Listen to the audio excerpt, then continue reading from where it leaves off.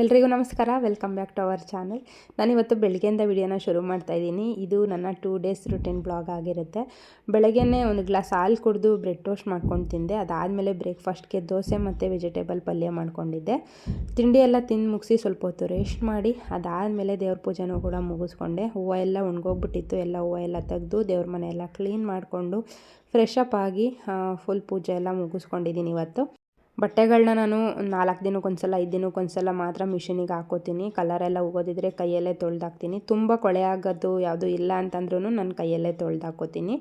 ಮಿಷಿನ್ಗೆ ಬಟ್ಟೆ ಹಾಕಿದೆ. ಇನ್ನೂ ಅರ್ಧ ಗಂಟೆ ಇತ್ತು. ಅಷ್ಟರೊಳಗೆ ಏನಾದ್ರೂ ಮಾಡ್ಕೊಬಿಡೋಣ ಅಂತ ಸ್ವಲ್ಪ ಟೀ ಮಾಡ್ಲಿಕ್ಕೆ ಇಟ್ಕೊಂಡೆ. ಅಷ್ಟರೊಳಗೆ ಓನರಮ್ಮನೂ ಕೂಡ ಬಂದಿದ್ದರು. ಇಬ್ಬರೂ ಸೇರಿ ಸ್ವಲ್ಪ ಟೀ ಕುಡಿಬೋದು ಅಂದ್ಬಿಟ್ಟು ಟೀ ಮಾಡೋಕ್ಕೆ ಇಟ್ಕೊಂಡೆ. ಹಾಗೇ ಅಷ್ಟರೊಳಗೆ ನನ್ನ ಬಟ್ಟೆನೂ ಕೂಡ ಆಯಿತು. ಒಂದು ಕಲರ್ ಹೋಗೋ ಅಂಥ ಡ್ರೆಸ್ಗಳಿತ್ತು ಒಂದೆರಡು, ಅದನ್ನು ಕೈಯಲ್ಲೇ ತೊಳೆದಾಕ್ಬಿಟ್ಟು ಬಾಕಿ ಬಟ್ಟೆನೆಲ್ಲ ಇವಾಗ ತೊಗೊಂಡೋಗಿ ಮೇಲ್ಗಡೆ ಒಣಗಾಕಿ ಬರಬೇಕು. ಬೆಂಗಳೂರಲ್ಲಂತೂ ಯಾವಾಗ ಬಿಸಿಲಿರುತ್ತೆ ಯಾವಾಗ ಮಳೆ ಬರುತ್ತೆ ಅನ್ನೋದೇ ಗೊತ್ತಾಗಲ್ಲ.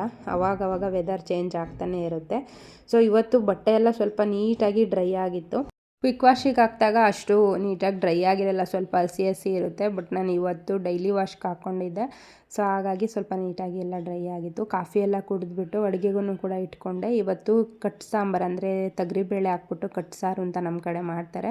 ಸೊ ಆ ಥರದ್ದು ಸಾಂಬಾರು ಮಾಡಿಕೊಂಡೆ. ಅದಕ್ಕೆ ಡೈಲಿ ಅನ್ನ ತಿಂದು ತಿಂದು ನನಗೂ ಸಾಕಾಗಿ ಹೋಗ್ಬಿಟ್ಟಿತ್ತು. ಹಾಗಾಗಿ ಒಂದು ಪುಟ್ಟು ಪಾತ್ರೆಯಲ್ಲಿ ಒಂದು ಮುದ್ದೆನೂ ಕೂಡ ಮಾಡಿಕೊಂಡೆ. ಬಿಸಿ ಮುದ್ದೆ ಜೊತೆಯಲ್ಲಿ ಆ ಸಾಂಬಾರು ಹಾಕ್ಕೊಂಡು ಜೊತೆಗೆ ಸ್ವಲ್ಪ ತುಪ್ಪ ಹಾಕ್ಕೊಂಡು ತಿಂತಿದ್ರೆ ಅಂದರೆ ತುಂಬ ಚೆನ್ನಾಗಿರುತ್ತೆ. ನಾನು ಇತ್ತೀಚೆಗೆ ಯಾವುದೇ ರೆಸಿಪಿನ ಶೇರ್ ಮಾಡ್ತಾ ಇಲ್ಲ.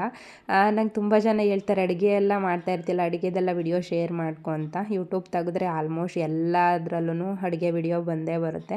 ಸೊ ನೋಡೋಣ, ಬೇರೆ ಮನೆಗೆ ಹೋದ್ಮೇಲೆ ಚೆನ್ನಾಗಿ ಬೆಳಕು ಎಲ್ಲ ಬರ್ತಾ ಇರುತ್ತೆ. ಆ ಮನೆಗೆ ಹೋದ್ಮೇಲೆ ನಾನು ಕುಕ್ಕಿಂಗಿಂದೆ ಅಂತಲೇ ಬೇರೆ ಒಂದು ಮಿನಿ ವ್ಲಾಗ್ ಥರ ಮಾಡೋಣ ಅಂತ ಅಂದ್ಕೊಂಡಿದ್ದೀನಿ. ಅಂದರೆ ಅದನ್ನು ಒಂದು ಶಾರ್ಟ್ ವಿಡಿಯೋ ಥರ ಮಾಡಿ ಅಪ್ಲೋಡ್ ಮಾಡೋಣ ಅಂತ. ಹಾಗಾದರೆ ಜನಗಳಿಗೆ ಬೇಗ ರೀಚ್ ಆಗುತ್ತೆ. ಸೊ ಒಂದೇ ಥರದ ಅಡುಗೆ ಮಾಡೋದು ಎಲ್ಲರೂ ಕಲ್ತಿರ್ತಾರೆ. ಬಟ್ ಬೇರೆ ಬೇರೆ ಥರದ್ದು ಅಡುಗೆಗಳನ್ನ ತೋರಿಸ್ತಾ ಇದ್ದರೆ ನೋಡೋರ್ಗು ಖುಷಿ ಆಗುತ್ತೆ. ಸ್ವಲ್ಪನಾದ್ರೂ ಚೇಂಜಸ್ ಮಾಡ್ಕೋಬೇಕು. ಆಲ್ಮೋಸ್ಟ್ ಅಲ್ಲೇ 1.5 ವರ್ಷ ಆಯಿತು ನಾನು ಯೂಟ್ಯೂಬ್ ಶುರು ಮಾಡಿ. ನನ್ನ ದಿನಚರಿದೇ ತೋರಿಸ್ತಾ ಇದ್ದೀನಿ. ದಿನಚರಿ ಆಗಿರ್ಬೋದು, ಔಟ್ಸೈಡ್ ಹೋಗೋದು, ಶಾಪಿಂಗು, ಅಥವಾ ಹೆಲ್ತ್ ಟಿಪ್ಸು, ಬ್ಯೂಟಿ ಟಿಪ್ಸ್ ಈ ಥರದೇ ತೋರಿಸ್ತಾ ಇದ್ದೀನಿ. ಬ್ಯೂಟಿ ಟಿಪ್ಸ್ ಅಂದರೆ ನಾನು ಸ್ವಲ್ಪ ಹಿಂದೆಯೇ, ಅಷ್ಟೊಂದೇನು ನನಗೆ ಗೊತ್ತಿಲ್ಲ. ಏನಾದ್ರೂ ಹೋಮ್ ರೆಮಿಡಿ ಇದ್ದರೆ ಮಾತ್ರ ನಂಗೆ ತೋರಿಸೋದು. ಮೇಕಪ್ ಮಾಡ್ಕೊಳ್ಳೋದೆಲ್ಲ ಅದು ಬರೋದೇ ಇಲ್ಲ. ಇತ್ತೀಚೆಗಂತೂ ನನಗೆ ತುಂಬ ಚೆನ್ನಾಗಿ ಸಪೋರ್ಟ್ ಮಾಡ್ತಾಯಿದ್ದಾರೆ ಎಲ್ಲರೂ. ತುಂಬ ಅಂದರೆ ತುಂಬ ಖುಷಿ ಆಗ್ತೈತೆ. ನೀವು ಎಷ್ಟೊಂದು ದೊಡ್ಡ ಕಮೆಂಟ್ ಹಾಕ್ತೀರಾ ಅಂದರೆ ಅದನ್ನು ಓದೋ ಅಷ್ಟರೊಳಗೆ ನನಗೇನೆ ಒಂದು ಕ್ಷಣ ಕಣ್ಣಲ್ಲಿ ನೀರು ಬರುತ್ತೆ. ಅಷ್ಟು ನೀವು ಟೈಮ್ ಕೊಟ್ಟು ನನಗೋಸ್ಕರ ಪೇಷನ್ಸಿಂದ ನನ್ನ ವಿಡಿಯೋ ನೋಡಿ ನೀವು ಒಂದು ಕಮೆಂಟ್ ಹಾಕ್ತಿರಲ್ಲ, ಯಾರಿಂದನೂ ಸಾಧ್ಯ ಇಲ್ಲ. ಯಾರು ಪ್ರೀತಿ ಮಾಡ್ತಾರಲ್ಲ ಅವ್ರು ಮಾತ್ರ ಅಷ್ಟು ಟೈಮ್ ಕೊಟ್ಟು ನಮ್ಮ ವೀಡಿಯೋಸ್ ನೋಡಿ ಕಮೆಂಟ್ ಹಾಕೋಕ್ಕೆ ಸಾಧ್ಯ. ನೀವೆಲ್ಲ ಎಷ್ಟು ನನ್ನ ಪ್ರೀತಿ ಮಾಡ್ತೀರಾ ಅಂತ ಮೊನ್ನೆ ವಿಡಿಯೋದಲ್ಲಿ ಬಂದಿರೋ ಅಂಥ ಕಮೆಂಟ್ಗಳು ನೋಡಿನೇ ನನಗೆ ಅರ್ಥ ಆಗಿದ್ದು. ಸರಿಸುಮಾರು ಇವಾಗ 1.5 ತಿಂಗಳಾಯಿತು. ನಾನು ಹಾಸ್ಪಿಟಲ್ ವ್ಲಾಗಲ್ಲಿ ಒಂದು 2-3 ಏನೋ ನನಗೆ ನೆಗೆಟಿವ್ ಕಮೆಂಟ್ ಬಂದಿತ್ತು, ಒಂದು 2-3 ಜನ ಅಷ್ಟೇ. ಅದರ್ವೈಸ್ ಅದನ್ನು ಬಿಟ್ಟರೆ ನನಗೆ ಬೇರೆ ಯಾರೂ ಎಂಥದ್ದು ಕಮೆಂಟ್ ಹಾಕಿಲ್ಲ. ಎಲ್ಲರೂ ಅಷ್ಟೇ ಪಾಸಿಟಿವ್ ಕಮೆಂಟ್ ಬರ್ತಾಯಿದೆ. ತುಂಬ ಖುಷಿ ಆಗ್ತಾಯಿದೆ ನನಗೆ. ಮೊದಲು ವಿಡಿಯೋ ಮಾಡ್ಬೇಕಾದ್ರೆ ಸ್ವಲ್ಪ ಭಯ ಆಗ್ತೈತೆ. ಯಾವುದಾದ್ರೂ ಒಂದು ಕಮೆಂಟ್ ಬಂದರೆ ಹೆದರ್ಕೊಬಿಡ್ತಾ ಇದೆ ನಾನು. ಆದರೆ ಇವಾಗ ಆ ಥರ ಅಲ್ಲ. ಎಲ್ಲರೂ ಕೂಡ ಪಾಸಿಟಿವ್ ಆಗಿ ತೊಗೊಂಡು ನನಗೆ ಏನಾದ್ರೂ ಒಂದು ಒಳ್ಳೊಳ್ಳೆ ಸಜೆಷನ್ ಕೊಡ್ತಾ ಇರ್ತೀರಾ, ನಂಗೆ ಧೈರ್ಯ ತುಂಬ್ತಾ ಇರ್ತೀರಾ. ನಂಗೆ ನಿಜವಾಗ್ಲೂ ತುಂಬ ಖುಷಿ ಆಗ್ತೈತೆ. ಅದಕ್ಕೋಸ್ಕರನೇ ಸ್ವಲ್ಪ ವಿಡಿಯೋದಲ್ಲಿ ಚೇಂಜಸ್ ಮಾಡ್ಕೊಳ್ಳೋಣ ಅಂತ ಪ್ರಯತ್ನ ಪಡ್ತಾಯಿದ್ದೀನಿ. ಒಂದು ಸ್ವಲ್ಪ ಹುಷಾರಾದ ತಕ್ಷಣವೇ ಖಂಡಿತವಾಗ್ಲೂ ನನ್ನ ವಿಡಿಯೋದಲ್ಲಿ ಬೋರ್ ಆಗ್ಲಿಕ್ಕೆ ಬಿಡಲ್ಲ. ಏನಾದ್ರೂ ಚೇಂಜಸ್ ಮಾಡ್ಕೋತೀನಿ. ನಾನು ಚೇಂಜಸ್ ಮಾಡ್ಕೊಳ್ಳೋದ್ರ ಜೊತೆಗೆ ನನ್ನ ಚಾನಲನ್ನು ಕೂಡ ಗ್ರೋ ಆಗುತ್ತೆ. ನನಗೆ ವಿಡಿಯೋ ನೋಡೋ ಅಂತ ನನ್ನ ವ್ಯೂವರ್ಸ್ಗಳಿಗೂ ಕೂಡ ಖುಷಿ ಸಿಗುತ್ತೆ. ಒಳ್ಳೊಳ್ಳೆ ಟಿಪ್ಸ್ಗಳು ಕೊಟ್ಟಂಗೆ ಆಗುತ್ತೆ. ನನಗೆ ಗೊತ್ತಿರೋ ಅಂಥ ಎಲ್ಲ ಮಾಹಿತಿನೂ ನಾನು ವಿಡಿಯೋಗಳ ಮೂಲಕ ಖಂಡಿತವಾಗ್ಲೂ ಶೇರ್ ಮಾಡ್ಕೋತೀನಿ. ಸೊ ಆದಷ್ಟು ಬೇಗ ಅದೊಂದು ಪ್ರಯತ್ನ ಮಾಡ್ತೀನಿ ನಾನು. ಮುದ್ದೆನೂ ಕೂಡ ರೆಡಿ ಆಯಿತು. ರೈಸ್ ಇತ್ತು, ಹಾಗಾಗಿ ರೈಸ್ ಏನು ಮಾಡ್ಕೊಳ್ಳಿಲ್ಲ. ಸ್ವಲ್ಪ ಟೊಮೊಟೊ ಸೂಪ್ ಮಾಡ್ಕೊಳ್ಳೋಣ, ಚೆನ್ನಾಗಿರುತ್ತೆ ಈ ಕೋಲ್ಡ್ ವೆದರ್ಗೆ ಅಂದ್ಬಿಟ್ಟು ಸ್ವಲ್ಪ ಸೂಪ್ ಮಾಡ್ಕೊತಾ ಇದ್ದೀನಿ. ಒಂದು ಅರ್ಧ ಬೌಲಷ್ಟು ಸೂಪ್ ಮಾಡ್ಕೋತೀನಿ. ಯಾಕಂದರೆ ಇವಾಗ ಜಾಸ್ತಿ ಮಜ್ಜಿಗೆ ಮೊಸರು ಕುಡಿಯೋಕ್ಕಾಗಲ್ಲ. ಏನಾದ್ರೂ ಬಿಸಿಯಾಗಿದ್ರೇ ಈ ಥಂಡಿಲಿ ಚೆನ್ನಾಗಿ ತಿನ್ಬೋದು. ಒಂದು ಸ್ವಲ್ಪ ಸೂಪ್ ಮಾಡ್ಕೋತೀನಿ ಯಾವಾಗಾದ್ರೂ ಒಂದೊಂದು ಟೈಮು. ಮಾಮೂಲಿ ನನಗೆ ಊಟಕ್ಕೆ ತಿಂಡಿಗೂ ಕೂಡ ನನಗೆ ಸೌತೆಕಾಯಿ ಅಂದರೆ ತುಂಬ ಇಷ್ಟ. ಜಾಸ್ತಿ ಸೌತೆಕಾಯಿ ತಿಂತಾನೆ ಇರ್ತೀನಿ ನಾನು. ಹಾಗೆ ಒಂದು ಸ್ವಲ್ಪ ಸೌತೆಕಾಯಿ ಕೂಡ ಕಟ್ ಮಾಡಿಕೊಂಡೆ. ಇನ್ನೊಂದು ಕಡೆ ಬಿಸಿನೀರಿಗೆ ಕೂಡ ಇಟ್ಕೊಂಡಿದ್ದೀನಿ. ತುಂಬ ಜನ ಕಮೆಂಟಲ್ಲಿ ಹೇಳಿದ್ದೀರ ಬಿಸಿ ಬಿಸಿ ತಿನ್ನಿ, ಬಿಸಿ ನೀರು ಕುಡೀರಿ ಅಂತ ಹೇಳಿ. ನಾನು ಅದೇ ಥರ ಪಾಲನೆ ಮಾಡ್ತಾಯಿದ್ದೀನಿ.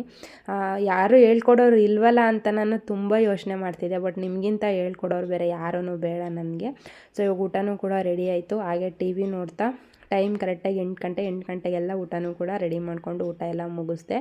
ಅದಾದಮೇಲೆ ಒಂದು ಕರ್ಬೂಜ ತೊಗೊಂಡು ಬಂದಿದ್ದೆ, ಅದನ್ನು ಹಂಗೆ ಎತ್ತಿಟ್ಟಿದ್ದೆ. ಸ್ವಲ್ಪ ಹಾಳಾದಂಗೆ ಆಗಿಬಿಡುತ್ತೆ ಅಂದ್ಬಿಟ್ಟು ಎಲ್ಲ ಕಟ್ ಮಾಡಿ ಬಾಕ್ಸಲ್ಲಿ ಹಾಕಿ ಎತ್ತಿಟ್ಕೊತಾ ಇದ್ದೀನಿ.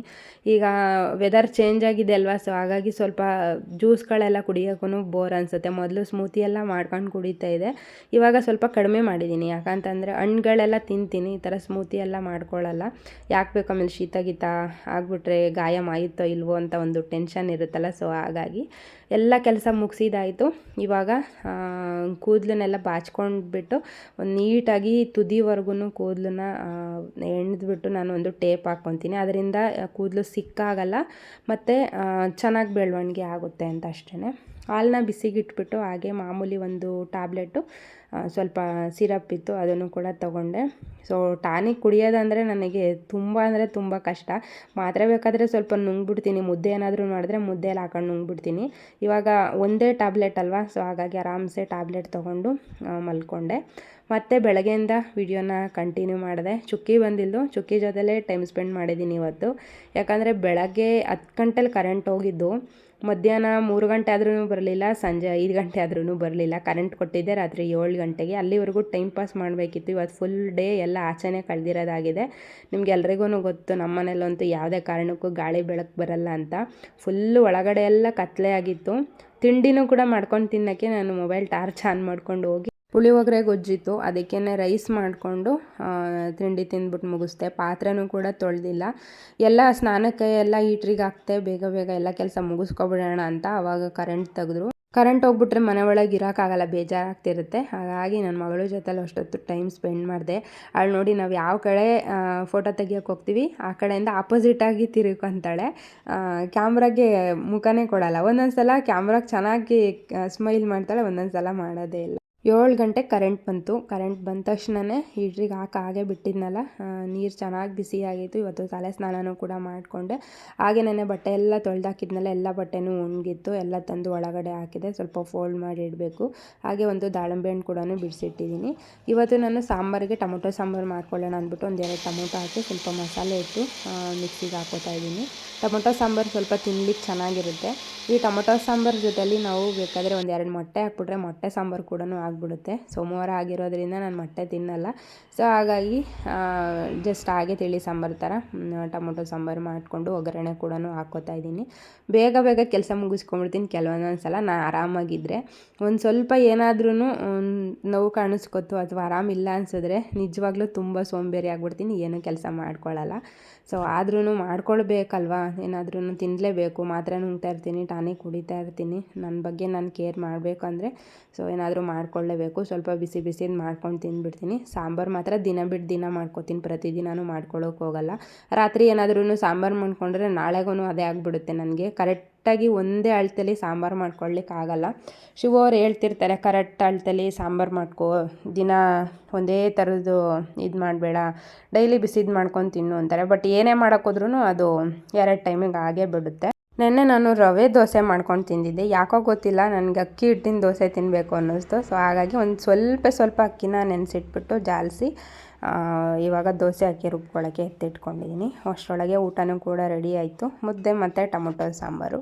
ಸೊ ಇದಿಷ್ಟು ಇವತ್ತಿನ ನನ್ನ ಸಿಂಪಲ್ ವಿಡಿಯೋ ಆಗಿತ್ತು. ಹೇಗಿತ್ತು ವಿಡಿಯೋ ಕಮೆಂಟ್ ಮಾಡಿ, ಇಷ್ಟ ಆದರೆ ಲೈಕ್ ಮಾಡಿ. Thank you for watching. Love you all. Take care.